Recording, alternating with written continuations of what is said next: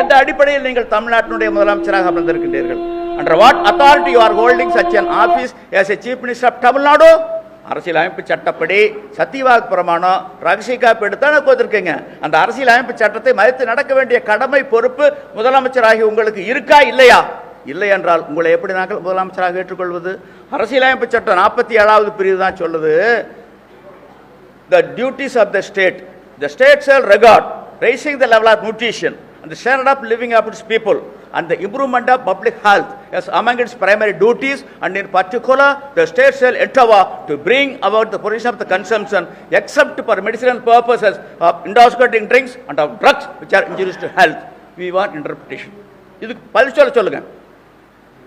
நீங்க அவங்களுக்கு ஐஏஎஸ் அதிகாரிகள் இருக்காங்க, ஐபிஎஸ் அதிகாரிகள் இருக்காங்க, சட்ட வல்லுநர்கள் இருக்காங்க, மாண்புமிகு அமைச்சர்கள் இருக்காங்க, வர சொல்லுங்க. வார்த்தைக்கு வாங்கிட்டு 10 கோடி ரூபாய். என்னுடைய சக நண்பர்கள், நீங்கெல்லாம் பத்திரிகை ஊடக நண்பர்கள், நீங்களே யாராச்சும் முன் வந்து கழுத்தடை நியாயமானது என நிரூபித்தால் நாங்கள் 10 கோடி ரூபாய் கொடுக்குற தயாராக இருக்கிறோம். அப்படின்னு என்ன தெரியுது? 8 கோடி மக்கள் நாம் செம்மறியாடுகளாக இருக்கிறோம். அதனுடைய வெளிப்பாடு கழுத்தடை.